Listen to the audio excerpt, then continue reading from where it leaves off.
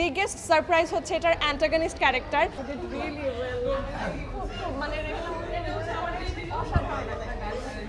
এবং এরকম চাই যে আরো এরকম মুভি যেন হোক আমাদের দেশে।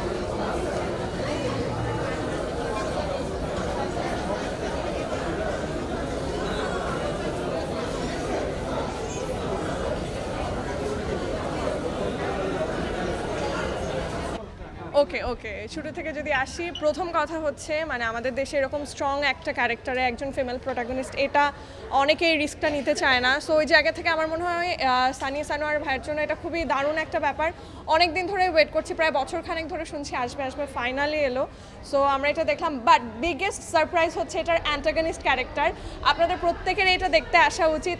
এবং এইখানে যে ক্যারেক্টারটা আমরা দেখেছি, সৈয়দ এজাজ দুর্দান্ত অভিনয় করেছেন, ইটস অ্যামেজিং। এবং অনেস্টলি এশা মার্ডারের জন্য অনেক শুভকামনা, এবং দর্শকদের আরও মানে দ্রুত হলে এসে দেখা উচিত, একদম মিস করবে না। অবশ্যই আপনারা সবাই এসে দেখবেন, ভীষণ ভালো লেগেছে। সিনেমা কাজ করতে থাকে কারণ মানে আমাদের প্রত্যেকের জীবনে মানে অ্যাজ আ ফিমেল আমরা প্রত্যেকেই কিন্তু আসলে আপু আমাদের টিনেজ লাইফে এই রকম অ্যাবিউজের ঘটনার শিকার হই অনেকেই এটা মানে বড় হতে ডিল করতে পারে না।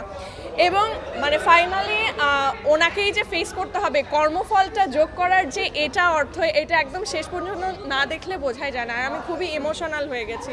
আই থিঙ্ক আমার মতো অনেক মেয়েরা ইমোশনাল হয়ে গেছে এই জায়গাটা দেখতে। আপু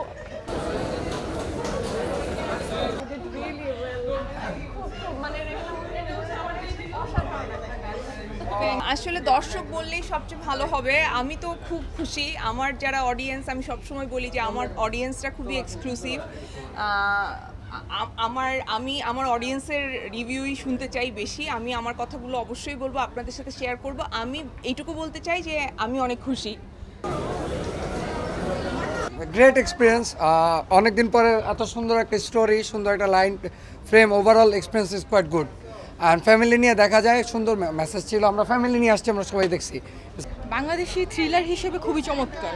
আমি স্যাটিসফাইড সিনেমা দেখে। খুব ভালো লেগেছে। লাস্টের মেসেজটা অনেক নাইস ছিল, আর পূজা আপুর অভিনয়টা আমার কাছে খুব ভালো লেগেছে। ভালো ছিল আসলে। মেসেজটা যেহেতু নারী কেন্দ্রিক ছিল, তার জন্য আরও বেশি অ্যাকচুয়ালি বলা যায় রিলেট করা গেছে।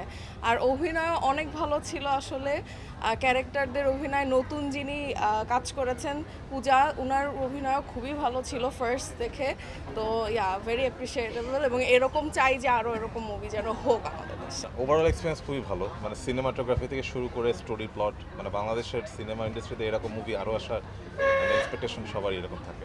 আর হচ্ছে বাংলাদেশের এই মানে এই টাইপের মুভি, এই টাইপের আর কি স্টোরি মানে আরও আসুক, আরও আশা করে আসুক। আর